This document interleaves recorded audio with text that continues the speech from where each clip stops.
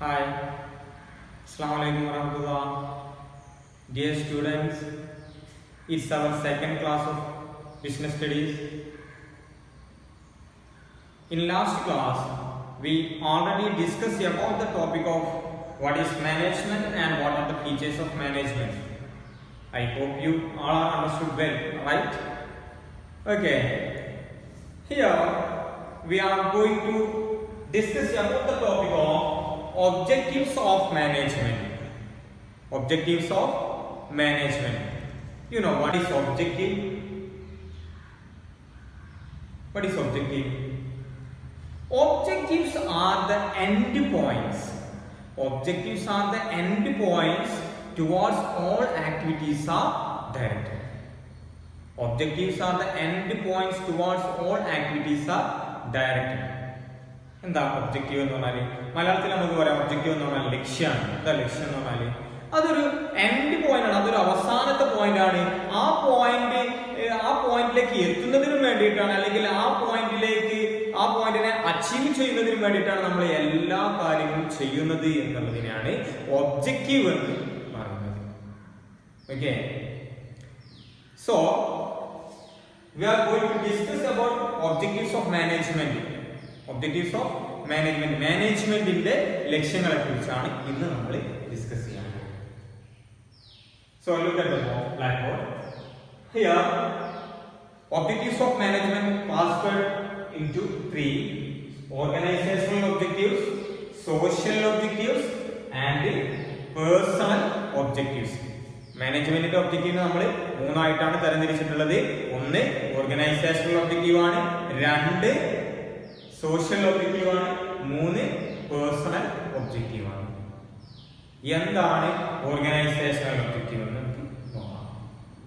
എന്തായിരിക്കും organisational objective എന്ന് പറഞ്ഞാൽ? ഓർഗനൈസേഷൻ ഒബ്ജക്റ്റീവ് എന്ന് പറഞ്ഞു കഴിഞ്ഞാൽ securing maximum result with minimum effort and resources. Securing maximum result with minimum effort and resources is called organizational objective. To attain this, a management must utilize human and material resources in an effective manner. To attain this, a management must utilize human and material resources in an effective manner. ഇതിനെയാണ് എന്ന് പറയുന്നത്. അതായത് ഒരു സ്ഥാപനത്തിലെ മാനുഷികപരമായിട്ടുള്ള അല്ലെങ്കിൽ human റിസോഴ്സസിനെയും അവിടുത്തെ material റിസോഴ്സസിനെയും വളരെ നല്ല രീതിയിൽ ഫലപ്രദമായ രീതിയിൽ യൂട്ടിലൈസ് ചെയ്യുന്നതിനെയാണ്, യൂട്ടിലൈസ് ചെയ്തുകൊണ്ടാണ് ഏത് അറ്റൻഡ് ചെയ്യാൻ കഴിയാം, നമുക്ക് ഓർഗനൈസേഷണൽ ഒബ്ജക്റ്റീവിനെ അച്ചീവ് ചെയ്യാൻ സാധിക്കും. മനസ്സിലായോ? ഈ ഓർഗനൈസേഷണൽ ഒബ്ജക്റ്റീവിനെ മറ്റൊരു പേരിൽ കൂടെ നമ്മൾ അറിയപ്പെടുന്നുണ്ട്, economic objectives of the organisation. Economic objective എന്നുള്ള പേരിലും അറിയപ്പെടുന്നുണ്ട്. അപ്പൊ ചുരുക്കി പറഞ്ഞാൽ ഓർഗനൈസേഷൻ ഒബ്ജക്റ്റീവ് എന്ന് പറഞ്ഞാൽ നമ്മൾ റിസൾട്ട് മാക്സിമം ഉണ്ടാക്കുക. എങ്ങനെയാണ് റിസൾട്ട് ഉണ്ടാക്കേണ്ടത്? മാക്സിമം റിസൾട്ട് ഉണ്ടാക്കണം എങ്ങനെ? മിനിമം എഫേർട്ടിലൂടെയും മിനിമം റിസോഴ്സസുകൾ ഉപയോഗിച്ചുകൊണ്ടും മിനിമം അധ്വാനത്തിലൂടെയും, അധ്വാനം ഏറ്റവും കുറഞ്ഞ രീതിയിലും കുറഞ്ഞ റിസോഴ്സസും ഉപയോഗിച്ചുകൊണ്ട് മാക്സിമം എന്തുണ്ടാക്കുക, റിസൾട്ട്സ് ഉണ്ടാക്കുക എന്നുള്ളതാണ് ഇതിലൂടെ പറയുന്നത്, ഓർഗനൈസേഷണൽ ഒബ്ജക്റ്റീവിലൂടെ പറയുന്നത്. ഈ ഓർഗനൈസേഷണൽ ഒബ്ജക്റ്റീവിനെ തന്നെ മൂന്നായിട്ട് തരംതിരിച്ചിട്ടുണ്ട്: survival, profit and growth. Survival, profit and growth. എന്താ സർവൈവൽ എന്ന് പറഞ്ഞാൽ? സർവൈവൽ എന്ന് പറഞ്ഞാൽ എന്താ? ഈ സർവൈവൽ എന്ന് പറഞ്ഞാൽ മലയാളത്തിൽ നമുക്ക് പറയാം അതിജീവനം, അല്ലെ? അതിജീവിക്കുന്നതിനാണ് പറയുന്നത് സർവൈവൽ എന്ന് പറയുന്നത്. അപ്പൊ ഇവിടെ ഓർഗനൈസേഷണൽ ഒബ്ജക്റ്റീവില് സർവൈവൽ എന്ന് പറഞ്ഞാൽ എന്താ സർവൈവൽ എന്ന് പറഞ്ഞാൽ? In order to survive an organization must earn enough revenue to cover its cost. In order to survive, an organization must earn enough revenue to cover its cost.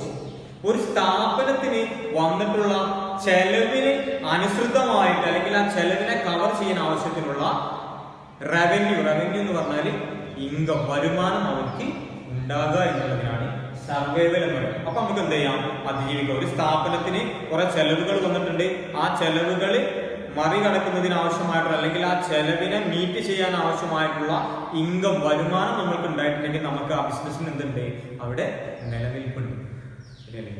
അതിനാണ് എന്ത് പറയുന്നത്, survival. അപ്പൊ മാനേജ്മെന്റിന്റെ ഓർഗനൈസേഷൻ ഒബ്ജക്റ്റീവിലെ ഒന്നാമത്തെ ഒബ്ജക്റ്റീവാണ് എന്ത്, survival എന്ന് പറയുന്നത്.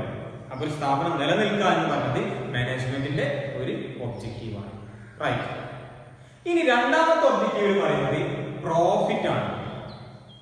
സ്ഥാപനം മിയർലി ഒരു സർവൈവലിൽ നിന്നാൽ പോലെ, അല്ലെങ്കിൽ അവരിങ്ങനെ ജസ്റ്റ് അവരുടെ റവന്യൂ കോസ്റ്റിനെ കവർ ചെയ്ത് നിന്നാൽ പോലെ, അവർക്ക് എന്തുണ്ടാകണം, ബിസിനസിന്റെ മെയിൻ ലക്ഷ്യം എന്താ, ടു പ്രോഫിറ്റ്, പ്രോഫിറ്റ് മാക്സിമം ഉണ്ടാക്കുക എന്നുള്ളതാണ്. അപ്പൊ ഒരു മാനേജ്മെന്റ് എന്ത് ഉറപ്പുവരുത്തണം, management should ensure that the organization will make enough profit. ആ ഓർഗനൈസേഷൻ എന്തുണ്ടാക്കുന്നുള്ളത്, ആ ഓർഗനൈസേഷന് അത്യാവശ്യത്തിന് ലാഭമുണ്ട് എന്നുള്ളതിന് ആര് ഉറപ്പുവരുത്തണം, ഒരു മാനേജർ ഉറപ്പുവരുത്തണം. അപ്പൊ അവർക്ക് സർവൈവൽ മാത്രം പോരാ, സർവൈവൽ എന്നുള്ളത് ഒരു ഫസ്റ്റ് സ്റ്റേജ് ആണ്. ആദ്യം തുടക്കത്തിലൊക്കെ അവർ എന്ത് ചെയ്താൽ മതി, ആ ഒരു കോസ്റ്റിനെ മറികടക്കാനുള്ള വരുമാനം ഉണ്ടായാൽ മതി. പിന്നെ അതല്ല, എന്താണ് മാനേജ്മെന്റിന്റെ അടുത്ത ലക്ഷ്യം എന്താണ്, അവർക്ക് എന്തുണ്ടാകണം, പ്രോഫിറ്റ് ഉണ്ടാകണം, ആവശ്യത്തിന് ലാഭം ഉണ്ടാക്കണം എന്നുള്ളതാണ് രണ്ടാമത്തെ ഒബ്ജക്റ്റീവ്. ദെൻ മൂന്നാമത്തതാണ് പറയുന്നത് ഗ്രോത്ത്. എന്താ ഗ്രോത്ത് എന്ന് പറയുന്നത്, ഗ്രോത്ത് എന്ന് പറഞ്ഞാൽ വളർച്ച. ബിസിനസിനെ ഒന്ന് എന്ത് ചെയ്യണം, എക്സ്പാൻഡ് ചെയ്യണം. ബിസിനസ് എന്നിങ്ങനെ ആ ഒരു സർവൈവൽ സ്റ്റേജിൽ നിന്നാ പോരാ, അവർക്ക് ജസ്റ്റ് ഇങ്ങനെ ഒരു താരതമ്യേന ഒരു പിന്നെ അവരുടെ കോസ്റ്റിനെ മറികടക്കാനുള്ള റവന്യൂ ഉണ്ടായി ഇങ്ങനെ പോയാൽ പോരാ, അവർക്ക് എന്ത് ചെയ്യണം, ബിസിനസിനെ ഒന്ന് വളർത്തണം. അപ്പോഴാണ് ബിസിനസ് ഇങ്ങനെ വളർന്നുകൊണ്ടിരിക്കുമ്പോഴാണ് അവർക്ക് മാർക്കറ്റിൽ എന്തുള്ളൂ, നിലനിൽക്കുള്ളൂ. അപ്പൊ മാനേജ്മെന്റ് പിന്നെ ചെയ്യേണ്ടത് എന്താണ്, മാനേജ്മെന്റ് അവിടെ ബിസിനസിനെ ഗ്രോത്ത് ഉണ്ടാക്കുക എന്നുള്ളതാണ് മാനേജ്മെന്റിന്റെ മൂന്നാമത്തെ ലക്ഷ്യം. കിട്ടിയോ? അപ്പൊ മാനേജ്മെന്റിന്റെ ഒന്നാമത്തെ ലക്ഷ്യമാണ് ഓർഗനൈസേഷണൽ ഒബ്ജക്റ്റീവ്. ഓർഗനൈസേഷൻ ഒബ്ജക്റ്റീവിൽ മൂന്ന് ലക്ഷ്യങ്ങളാണുള്ളത്. ഒന്ന് സർവൈവൽ ആണ്, രണ്ട് പ്രോഫിറ്റ് എന്നുള്ളതാണ്, മൂന്ന് ഗ്രോത്ത് ആണ്. സർവൈവൽ എന്ന് പറഞ്ഞാൽ മിയർലി അവിടെ വന്നിട്ടുള്ള ചെലവ് അവിടുത്തെ വരുമാനവുമായിട്ട് താരതമ്യം ആയിട്ട് വരിക എന്നുള്ളതാണ് സർവൈവൽ. രണ്ടാമത്തേത് പ്രോഫിറ്റ് എന്നുള്ളതാണ്. പ്രോഫിറ്റ് എന്ന് പറഞ്ഞാൽ ആവശ്യത്തിന് റവന്യൂ അവർക്ക് ഉണ്ടാകുക എന്നുള്ളതാണ്, ലാഭം ഉണ്ടാക്കുക എന്നുള്ളതാണ്. മൂന്നാമത്തേതാണ് ഗ്രോത്ത് എന്നുള്ളത്. ഗ്രോത്ത് എന്ന് പറഞ്ഞു കഴിഞ്ഞാൽ ബിസിനസിനെ എന്ത് ചെയ്യാം, ഒന്ന് വിപുലീകരിക്കുന്നതിനാണ് ഗ്രോത്ത് എന്ന് പറയുന്നത്. ദെൻ രണ്ടാമത്തെ മാനേജ്മെന്റിന്റെ ഒബ്ജക്റ്റീവ്സ് ആണ് സോഷ്യൽ ഒബ്ജക്റ്റീവ്സ്. രണ്ടാമത്തെ ഒബ്ജക്റ്റീവ്സ് ഏതാ, സോഷ്യൽ ഒബ്ജക്റ്റീവ്സ് ആണ്. എന്താ സോഷ്യൽ ഒബ്ജക്റ്റീവ്സ് എന്ന് പറഞ്ഞു കഴിഞ്ഞാൽ, സോഷ്യൽ ഒബ്ജക്റ്റീവ്സ് എന്ന് പറഞ്ഞാൽ it is an obligation or commitment of a manager towards its society. It is a commitment or obligation of an organization or a manager towards its society. സൊസൈറ്റിയോടുള്ള ഒരു commitment അല്ലെങ്കിൽ അവരോടുള്ള ഒരു കടപ്പാട്, ഒരു ഒബ്ലിഗേഷനെയാണ് എന്ത് പറയുന്നത്, സോഷ്യൽ ഒബ്ജക്റ്റീവ്സ് എന്ന് പറയുന്നത്. നമുക്ക് പറയാൻ പറ്റും ഒരു സ്ഥാപനം സൊസൈറ്റിയുടെ ഒരു സപ്പോർട്ട് ഇല്ലാതെ ഒരു സ്ഥാപനത്തിന് നിലനിൽപ്പുണ്ട് എന്ന് പറയാൻ പറ്റും? നമുക്ക് ഒരിക്കലുമില്ല. ഒരു സ്ഥാപനം നല്ല രീതിയിൽ ഫംഗ്ഷൻ ചെയ്യണം എന്നുണ്ടെങ്കിൽ നിർബന്ധമായിട്ടും സൊസൈറ്റിയുടെ സപ്പോർട്ട് അവിടെ അത്യാവശ്യമാണ്. അപ്പൊ അങ്ങനെ സൊസൈറ്റിയുടെ സപ്പോർട്ട് കിട്ടണമെന്നുണ്ടെങ്കിൽ സ്ഥാപനത്തിന്റെ മാനേജേഴ്സ് എന്ത് ചെയ്യണം, സൊസൈറ്റിക്ക് ചെയ്തു കൊടുക്കേണ്ട ബാധ്യതകൾ അല്ലെങ്കിൽ അവരോടുള്ള കമ്മിറ്റ്മെന്റ് നിലനിർത്തി കൊണ്ടുപോകണം. എങ്ങനെയൊക്കെ കൊണ്ടുപോകാം? By providing employment opportunities to the weaker section of the society. സൊസൈറ്റിയിലെ ഡിസഡ്വാൻറ്റേജ്ഡ് ഗ്രൂപ്പ് ഉണ്ടാവും, അല്ലെങ്കിൽ പിന്നോക്കം നിൽക്കുന്ന ആളുകൾക്ക് അല്ലെങ്കിൽ പിന്നോക്കം നിൽക്കുന്ന ആ ഒരു സമൂഹത്തിന് എന്ത് ചെയ്യണം, ജോബ് ഓപ്പർച്യൂണിറ്റീസ് കൊടുക്കാം. ദെൻ എക്കോ ഫ്രണ്ട്ലി പ്രോഡക്ട്സുകൾ പ്രൊവൈഡ് ചെയ്യാം. അതേപോലെ പ്രൊവൈഡ് അമ്യൂണിറ്റീസ് എന്ന് പറഞ്ഞു കഴിഞ്ഞാൽ ഹോസ്പിറ്റലുകൾ ഉണ്ടാക്കാം, സ്കൂളുകൾ ഉണ്ടാക്കാനൊക്കെ സഹായിക്കുക. ഇങ്ങനെ സൊസൈറ്റിയോടുള്ള ബാധ്യതകൾ നിറവേറ്റുക. കാരണം നമ്മുടെ ബിസിനസ് ഫംഗ്ഷൻ ചെയ്യുന്നത് സൊസൈറ്റിയുടെ വിഭവങ്ങൾ ഉപയോഗിച്ചുകൊണ്ടാണ്. ബിസിനസ് അവിടെ നടത്തി പോകുന്നത്. അതുകൊണ്ട് തിരിച്ച് സൊസൈറ്റിയോട് എന്തുണ്ട്, ബിസിനസിന് കുറച്ച് കടപ്പാടുകളുണ്ട്. ആ കടപ്പാടുകളെ നിറവേറ്റുക എന്നുള്ള ലക്ഷ്യമാണ് രണ്ടാമത്തെ ലക്ഷ്യം, രണ്ടാമത്തെ ഒബ്ജക്റ്റീവ്. അതിനാണ് സോഷ്യൽ ഒബ്ജക്റ്റീവ് എന്ന് പറയുന്നത്. ഇനി മൂന്നാമത്തെ ഒബ്ജക്റ്റീവ്, രണ്ട് ഒബ്ജക്റ്റീവുകൾ മനസ്സിലായല്ലോ, ഓർഗനൈസേഷൻ ഒബ്ജക്റ്റീവ്, സോഷ്യൽ ഒബ്ജക്റ്റീവ് മനസ്സിലായി. ഈ മൂന്നാമത്തെ ഒബ്ജക്റ്റീവ് ആണ് പേഴ്സണൽ ഒബ്ജക്റ്റീവ് എന്ന് പറയുന്നത്. പേഴ്സണൽ ഒബ്ജക്റ്റീവ് എന്ന് പറയുന്നത് നമുക്കറിയാം, an organization consists of different people. An organization consists of many people coming from different background. They have different attitudes, they have different interests, and they have also different objectives. But they are the part of an organization. അവരെന്താണ്, ഇങ്ങനെ വ്യത്യസ്തമായിട്ടുള്ള ബാക്ക്ഗ്രൗണ്ടിൽ നിന്ന് വരുന്ന ആളുകളാണ്, വ്യത്യസ്തമായിട്ടുള്ള ആറ്റിറ്റ്യൂഡുള്ള ആളുകളാണ്, വ്യത്യസ്തമായിട്ടുള്ള താല്പര്യങ്ങളാണ് അവരുള്ളത്. എന്നാൽ അവരെന്താണ്, ഈ സ്ഥാപനത്തിന്റെ ഭാഗമാണ്. അപ്പൊ ഇവരുടെ പേഴ്സണൽ ആയിട്ടുള്ള ലക്ഷ്യങ്ങളെ കൂടെ സംരക്ഷിക്കണം. എങ്ങനെയാണ് പേഴ്സണൽ ആയിട്ടുള്ള ലക്ഷ്യങ്ങളെ ഇവിടെ നിറവേറ്റാൻ ഒരു മാനേജർ സഹായിക്കുന്നത്? By achieving or by directing them to achieve organisational goals. ഓർഗനൈസേഷന്റെ ഗോളുകൾ അച്ചീവ് ചെയ്യുന്നതിലൂടെ ഇവരുടെ പേഴ്സണൽ ആയിട്ടുള്ള താല്പര്യങ്ങളെ കൂടെ മാനേജ്മെന്റ് എന്ത് ചെയ്യാം, സംരക്ഷിക്കണം എന്നുള്ളതാണ് ഈ ഒരു പോയിന്റിലൂടെ പേഴ്സണൽ ഒബ്ജക്റ്റീവ് എന്ന് പറഞ്ഞു കഴിഞ്ഞാൽ management should try to reconcile the personal interest with the organisational objectives. ഈ ഓരോ ആളുകളുടെയും പേഴ്സണൽ ഒബ്ജക്റ്റീവിനെ എന്തിട്ട് റീകൺസിൽ ചെയ്യണം? മാനേജ്മെന്റിന്റെ ഓർഗനൈസേഷന്റെ ഒബ്ജക്റ്റീവ് ആയിട്ട് റീകൺസിൽ ചെയ്യണം. ഇതിനെയാണ് ഒബ്ജക്റ്റീവ്സ് ഓഫ് മാനേജ്മെന്റ് എന്ന് പറയുന്നത്. Objectives of management. അപ്പൊ ഇവിടെ ശ്രദ്ധിച്ചോളി, ഒബ്ജക്റ്റീവ്സ് ഓഫ് മാനേജ്മെന്റിന്റെ ലക്ഷ്യങ്ങൾ എത്രയാണുള്ളത്? 3 ലക്ഷ്യങ്ങളാണുള്ളത്. Organisational objective, 2 social objective, 3 personal objective ആണ്. ഓർഗനൈസേഷണൽ ഒബ്ജക്റ്റീവ് എന്ന് പറഞ്ഞു കഴിഞ്ഞാൽ സ്ഥാപനം എന്ത് ചെയ്യാം, മാക്സിമം റിസൾട്ട് ഉണ്ടാക്കാം മിനിമം എഫേർട്ടിലൂടെയും മിനിമം റിസോഴ്സസ് ഉപയോഗിച്ചുകൊണ്ടും. അതിനെ മറ്റൊരു പേരിൽ അറിയപ്പെടുന്നുണ്ട് എക്കണോമിക് ഒബ്ജക്റ്റീവ്സ് എന്നുള്ള പേരിലും ഇതിനെ അറിയപ്പെടുന്നുണ്ട്. ഇവിടെ ഓർഗനൈസേഷണൽ ഒബ്ജക്റ്റീവ്സിനെ 3 ആയിട്ട് ക്ലാസ് ചെയ്തിട്ടുണ്ട്. സർവൈവൽ ആണ്, പ്രോഫിറ്റ് ആണ് രണ്ടാമത്, മൂന്നാമത്തത് ഗ്രോത്ത് ആണ്. അപ്പൊ അവിടെ സർവൈവൽ വേണം. അവർക്ക് എന്താണ്, അവർക്ക് അവരുടെ കോസ്റ്റിനെ മീറ്റ് ചെയ്യാനുള്ള റവന്യൂ നിർബന്ധമായിട്ടും അവർ ഏൺ ചെയ്യണം എന്നുള്ളതാണ് സർവൈവലിൽ. രണ്ടാമത്തെ അഡിക്കേറ്റ് ആയിട്ടുള്ള പ്രോഫിറ്റ് ഉണ്ടാക്കിയിരിക്കണം. മൂന്നാമത്തെ ബിസിനസിനെ അവർ ഗ്രോത്ത്, അവിടെ വിപുലീകരണം, എക്സ്പാൻഷൻ ഉണ്ടാവണം എന്നുള്ളതാണ്. രണ്ടാമതാണ് സോഷ്യൽ ഒബ്ജക്റ്റീവ് എന്ന് പറയുന്നത്. സോഷ്യൽ ഒബ്ജക്റ്റീവ് എന്ന് പറഞ്ഞു കഴിഞ്ഞാൽ സ്ഥാപനത്തിന് എന്തുണ്ട്, സമൂഹത്തിനോട് കുറച്ച് കടപ്പാടുകളുണ്ട്. ആ കടപ്പാടുകൾ നിറവേറ്റി കൊടുക്കുക. എംപ്ലോയ്മെന്റ് ഓപ്പർച്യൂണിറ്റി കൊടുത്തിട്ടും എക്കോ ഫ്രണ്ട്ലി പ്രോഡക്റ്റ് ഉണ്ടാക്കി കൊടുത്തിട്ടും മറ്റു അമ്യൂണിറ്റീസ് ഒക്കെ ഒരുക്കി കൊടുത്തുകൊണ്ടൊക്കെ ആ ഒരു ഒബ്ജക്റ്റീവിനെ നിറവേറ്റുക എന്നുള്ളതും ആരുടെ ലക്ഷ്യമാണ്?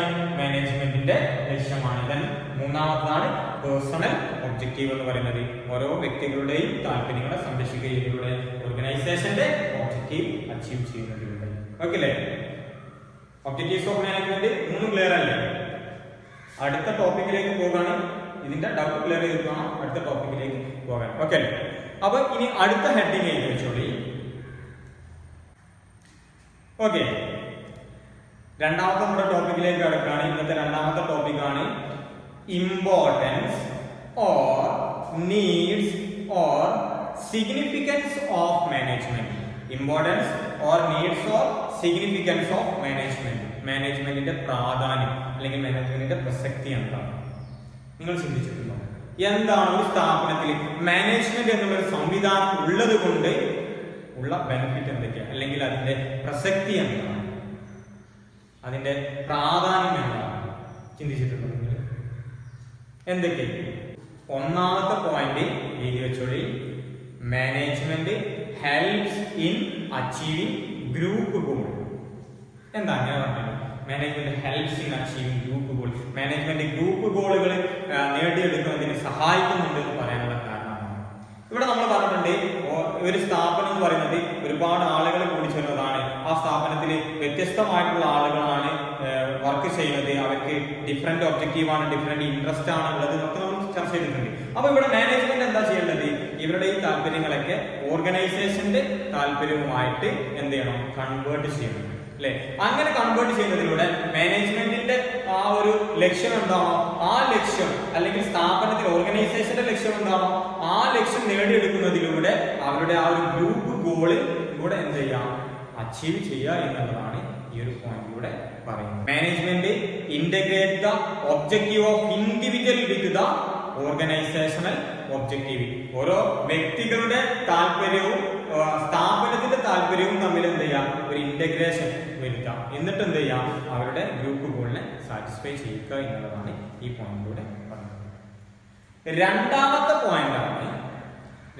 പോയിന്റ് ആണ് പറയുന്നത് management increases efficiency. Management increases efficiency. എന്താ മാനേജ്മെന്റ് ഇൻക്രീസസ് എഫിഷ്യൻസി എന്ന് പറഞ്ഞാൽ? എഫിഷ്യൻസി എന്താണെന്നുള്ളത് നമ്മൾ കഴിഞ്ഞ ക്ലാസ്സിൽ പഠിച്ചിട്ടുണ്ട്, ഓർമ്മയുണ്ടോ? Difference between efficiency and effectiveness. ഓർമ്മയുണ്ടോ നിങ്ങൾക്ക്? എന്താ എഫിഷ്യൻസിയും എഫക്റ്റീവ്നെസ്സും തമ്മിലുള്ള ഡിഫറൻസ് കഴിഞ്ഞ ക്ലാസ്സിൽ നമ്മൾ പഠിച്ചത്. അതുകൊണ്ട് ജസ്റ്റ് ഒന്ന് ആ വീഡിയോ ഒന്ന് വാച്ച് ചെയ്തു. എഫിഷ്യൻസി എന്ന് പറഞ്ഞാൽ achieving maximum result with minimum cost. നമ്മൾ ചെലവ് കുറഞ്ഞ രീതിയിൽ നമ്മുടെ ടാർഗറ്റിനെ നമ്മൾ അച്ചീവ് ചെയ്യുന്നതിനെയാണ് എന്ത് പറയുന്നത്, എഫിഷ്യൻസി എന്ന് പറയുന്നത്. അപ്പൊ മാനേജ്മെന്റ് എഫിഷ്യൻസിയെ വർദ്ധിപ്പിക്കുന്നതിന് സഹായിക്കുന്നുണ്ട്. എങ്ങനെ മാനേജ്മെന്റ് എഫിഷ്യൻസി വർദ്ധിപ്പിക്കുന്നത്? ആളുകളെ പ്രോപ്പർ ആയിട്ട് മാനേജ് ചെയ്തുകൊണ്ട്. ഓരോ വ്യക്തിയെയും അവരെ വേണ്ട രീതിയിൽ മാനേജ് ചെയ്യുമ്പോൾ അവർ കാര്യക്ഷമമായിട്ട് അവിടെ വർക്ക് ചെയ്യും. അതിനെ തന്നെയാണ് എന്ത് പറയുന്നത്, എഫിഷ്യൻസി. അത് ഒരു സ്ഥാപനത്തിന്റെ എഫിഷ്യൻസി തന്നെ വർദ്ധിപ്പിക്കുന്നതിന് സഹായകമാകും എന്നുള്ളതാണ്. മനസ്സിലായോ? അപ്പൊ മാനേജ്മെന്റ് ഉണ്ടെങ്കിൽ അവിടെ ആളുകൾ വളരെ പെർഫെക്റ്റ് ആയിട്ട് വർക്ക് ചെയ്യുന്നു. ആ വർക്ക് എന്ത് ചെയ്യും, അവരുടെ എഫിഷ്യൻസിയെ ഇൻക്രീസ് ചെയ്യും. റൈറ്റ്. ദെൻ മൂന്നാമത്തെ പോയിന്റ് ആണ് management creates dynamic organisation. Management creates dynamic organisation. എന്താ മാനേജ്മെന്റ് ക്രിയേറ്റ്സ് ഡൈനാമിക് ഓർഗനൈസേഷൻ എന്ന് പറഞ്ഞാൽ? മാനേജ്മെന്റ് ചലനാത്മകമായിട്ടുള്ള ഒരു സ്ഥാപനത്തെ ക്രിയേറ്റ്, ഒരു ഓർഗനൈസേഷനെ, സംഘടനത്തെ ക്രിയേറ്റ് ചെയ്യുന്നുണ്ട്. എന്താ ഈ ചലനാത്മകം എന്ന് പറഞ്ഞാൽ? നമുക്കറിയാം, all business firms R functioning in environment with fast change. Every organizations are functioning in an environment which are fast changing. ഈ എൻവയോൺമെന്റ് എന്ന് പറയുന്നത് മാറ്റങ്ങൾ അതിവേഗം വന്നുകൊണ്ടിരിക്കുന്ന ഒരു കാലഘട്ടമാണ് അല്ലെ. അനുദിനം ഇവിടുത്തെ സാഹചര്യങ്ങളൊക്കെ മാറി മാറി വരികയാണ് അല്ലെ. അപ്പൊ ആ മാറ്റങ്ങൾക്കനുസരിച്ചിട്ട് ഇവിടെ എന്ത് ചെയ്യണം, നമ്മുടെ സ്ഥാപനത്തെയും നമ്മൾ എന്ത് ചെയ്യണം, മാറ്റണം. അത് ഏതുണ്ടെങ്കിലേ നമുക്ക് സാധ്യമാവുള്ളൂ, മാനേജ്മെന്റ് ഉണ്ടെങ്കിലേ നമ്മൾക്ക് അത് സാധ്യമാകും. കാരണം എന്താണെന്ന് വെച്ച് കഴിഞ്ഞാല് ഈ മാറ്റങ്ങൾ ഉൾക്കൊള്ളാൻ നമ്മുടെ സാധാരണക്കാരായിട്ടുള്ള ആളുകൾ തയ്യാറാവില്ല. അവർ ഭയങ്കരമായിട്ട് അതിനെ തടയും, റെസിസ്റ്റ് ചെയ്യും. Resistance to change. Employees are resistance to change. അവർ നിലവിൽ വർക്ക് ചെയ്യുന്ന ആ സെറ്റപ്പിൽ നിന്ന് മാറി വർക്ക് ചെയ്യാൻ അവർക്ക് താല്പര്യം ഉണ്ടാവും. അപ്പൊ പുതിയ ടെക്നോളജികളൊക്കെ വരുന്നതിനനുസരിച്ച് പുതിയ ടെക്നോളജി ബിസിനസ് ഇംപ്ലിമെന്റ് ചെയ്യുന്ന സമയത്ത് അവരെന്ത് ചെയ്യും, ഇത് വേണ്ട, നമുക്ക് പഴയ രീതിയിൽ തന്നെ ചെയ്യാം, അതാണ് എളുപ്പം എന്നുള്ള രീതിയിൽ അവർ അതിനെ തടയും.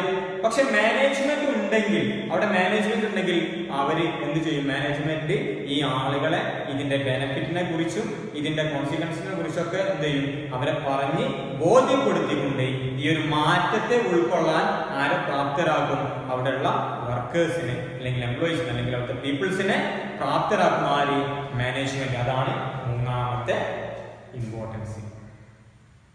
എൻവയോൺമെന്റിൽ വരുന്ന മാറ്റങ്ങൾക്കനുസരിച്ചിട്ട് നമ്മുടെ സ്ഥാപനത്തെയും നമ്മുടെ വർക്കേഴ്സിനെയൊക്കെ മാറ്റാൻ ആര് സഹായിക്കുന്നുണ്ട്, മാനേജ്മെന്റ് സഹായിക്കുന്നു. എങ്ങനെ സഹായിക്കുന്നത്, അവർക്ക് ആവശ്യമായിട്ടുള്ള ഇൻസ്ട്രക്ഷൻസ് കൊടുത്തുകൊണ്ട്, അവരെ ട്രെയിൻ ചെയ്തുകൊണ്ട്, അവർക്ക് ഈ ഒരു ചേഞ്ച് നമ്മൾ ആക്സെപ്റ്റ് ചെയ്യുന്നത് കൊണ്ടുള്ള ബെനിഫിറ്റ് എന്തൊക്കെയെന്ന് പറഞ്ഞു കൊടുത്തുകൊണ്ടൊക്കെ അവരെ മാറ്റിയെടുക്കണം. ഇത് നാലാമത്തെ പോയിന്റ് ആണ്. ഇപ്പൊ 3 പോയിന്റുകൾ പഠിച്ചു കഴിഞ്ഞു. ഒന്ന്, management helps to achieve group goal. രണ്ടാമത്തെ പോയിന്റ് ആണ് മാനേജ്മെന്റ് ഇൻക്രീസസ് എഫിഷ്യൻസി. മൂന്നാമത്താണ് ഇപ്പോൾ പറഞ്ഞത് management creates dynamic organisation. Then നാലാമത്തെ, management helps in achieving personal objectives. Management helps in achieving personal objectives. Management എന്തിന് സഹായിക്കുന്നു, പേഴ്സണൽ ഒബ്ജക്റ്റീവ്സ് ഒക്കെ അച്ചീവ് ചെയ്യാൻ സഹായിക്കുന്നുണ്ട് എന്നാണ്. എങ്ങനെ പേഴ്സണൽ ഒബ്ജക്റ്റീവ്സ് അച്ചീവ് ചെയ്യാൻ സഹായിക്കുന്നത്, ഈ ഗ്രൂപ്പ് ഗോൾ അച്ചീവ് ചെയ്യുന്നത് അല്ലെങ്കിൽ ഓർഗനൈസേഷന്റെ ഒബ്ജക്റ്റീവ് അച്ചീവ് ചെയ്യുന്നതോട് കൂടിയിട്ട് ഇവിടെയുള്ള ആളുകൾക്ക് ഒരു ടീം സ്പിരിറ്റ് കിട്ടും, അതേപോലെ ഒരു കോൺഫിഡൻസ് കിട്ടും, അവർക്ക് അവരുടെ പേഴ്സണൽ ഒബ്ജക്റ്റീവ് ഒക്കെ അച്ചീവ് ചെയ്തതുപോലെ ഫീൽ ചെയ്യും അല്ലെ. അവർ തമ്മിൽ ഭയങ്കരമായിട്ട് കോപ്പറേഷൻ ഉണ്ടാകും, അവർക്ക് ടീം സ്പിരിറ്റ് ഒക്കെ ഉണ്ടാകും. ഇങ്ങനെ എന്താണ്, ഈ സ്ഥാപനത്തിന്റെ ലക്ഷ്യം അച്ചീവ് ചെയ്യുന്നതിലൂടെ അവരുടെ പേഴ്സണൽ ആയിട്ടുള്ള ലക്ഷ്യങ്ങളെ കൂടെ പരിഗണിക്കുന്നു ആര്, മാനേജ്മെന്റ്. അതും കൂടെ അവരുടെ ആ ഒരു പേഴ്സണൽ ഒബ്ജക്റ്റീവിനെ കൂടെ അച്ചീവ് ചെയ്യാൻ ആര് സഹായിക്കുന്നുണ്ട്? മാനേജ്മെന്റ് സഹായിക്കുന്നുണ്ട്. ഇങ്ങനെ ഈ ഒരു നല്ലൊരു റിസൾട്ട് ഓർഗനൈസേഷൻ ഉണ്ടാകുമ്പോൾ അവിടെ വർക്ക് ചെയ്യുന്ന വർക്കേഴ്സിന് ഒരു എന്തുണ്ടാകും? ഒരു എൻതൂസിയാസ്റ്റിക് മാനറിൽ വർക്ക് ചെയ്യാനുള്ള ഒരു ആഗ്രഹം അവർക്ക്, അല്ലെങ്കിൽ ഒരു അവസരം അവർക്ക് ഉണ്ടാകും. ഇതാണ് എന്ത് പറയുന്നത്? Management helps in personal objectives. Then അഞ്ചാമത്തെ ഇമ്പോർട്ടൻസ് ആണ് പറയുന്നത് management helps in the development of the society. സൊസൈറ്റിയുടെ ഡെവലപ്മെന്റിന് മാനേജ്മെന്റ് സഹായിക്കുന്നു. അങ്ങനെയുണ്ട്. മാനേജ്മെന്റ് ഒരു സൊസൈറ്റിയുടെ ഡെവലപ്മെന്റ് സഹായിക്കുന്നുണ്ട്. ഉണ്ട്. എങ്ങനെ സഹായിക്കുന്നത്? ബിസിനസ് സ്ഥാപനം, നമ്മൾ നേരത്തെ ഒരു പോയിന്റ് നമ്മൾ പഠിച്ചിട്ടുണ്ട്. എന്താണ്? സ്ഥാപനത്തിന് എന്തുണ്ട്? സൊസൈറ്റിയോട് ഒരുപാട് ഒബ്ലിഗേഷൻസ് ഉണ്ട്, അല്ലെങ്കിൽ കമ്മിറ്റ്മെന്റ് ഉണ്ട്, അല്ലെ? ഇങ്ങനെ ഈ ഒരു കമ്മിറ്റ്മെന്റ് അല്ലെങ്കിൽ ഈ ഒരു ഒബ്ലിഗേഷൻ ചെയ്യുന്നതോട് കൂടിയിട്ട് സൊസൈറ്റിക്കാണ് അതിന്റെ എന്ത് കിട്ടുന്നത്? ബെനിഫിറ്റ് കിട്ടുന്നത്. അപ്പൊ ഈ സൊസൈറ്റിയുടെ ഡെവലപ്മെന്റിന് ആര് സഹായിക്കുന്നുണ്ട്? മാനേജ്മെന്റ് സഹായിക്കുന്നുണ്ട്. എങ്ങനെ? By providing employment opportunity to the weaker or disadvantaged section of the society and providing eco-friendly product to the customers. അല്ലെ? അതേപോലെ തന്നെ providing amenities like hospitals and schools. അല്ലെ? ഇങ്ങനെയൊക്കെ എന്ത് ചെയ്യുന്നു? ഇവരെ സൊസൈറ്റിക്ക് ഒരുപാട് ബെനിഫിറ്റുകൾ ഓർഗനൈസേഷന്റെ ഭാഗത്ത് കിട്ടുന്നുണ്ട്. ഇത് നല്ലൊരു മാനേജ്മെന്റ് ഉണ്ടാകുമ്പോഴാണ് ഈ സൊസൈറ്റിയുടെ ഡെവലപ്മെന്റ് പ്രവർത്തിക്കുന്നത്. അതുകൊണ്ട് മാനേജ്മെന്റ് എന്തിന് സഹായിക്കുന്നുണ്ട്? സൊസൈറ്റിയുടെ ഡെവലപ്മെന്റിനും കൂടെ സഹായിക്കുന്നുണ്ട്. 5 പോയിന്റ് നിങ്ങൾക്ക് ഓർമ്മല്ലേ? അല്ലേ?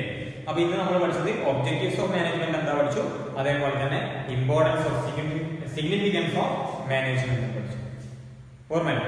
Objectives of management 3 organisation objective, social objective, personal objective. Organisation objective is also called economic objective. അതിന് 3 ക്ലാസ് ചെയ്തിട്ടുണ്ട്: survival, profit and growth. And here we already discussed 5 importance of organization. First one, organization importance of management. Then management helps to achieve group goal. Second one, management increases efficiency. Then third one, management creates dynamic organization. Then fourth one, management helps to achieve personal objective. Then management helps to develop the society. Management helps in the development of the society. Okay, right? എല്ലാം പഠിച്ചില്ലേ? ഓർമ്മയല്ലേ? ഏതെങ്കിലും doubt ഉണ്ടെങ്കിൽ ഞാനുമായിട്ട് വാട്സാപ്പിലോ മറ്റു രീതിയിലോ ബന്ധപ്പെട്ട് clear ചെയ്യാം. Okay, thanks.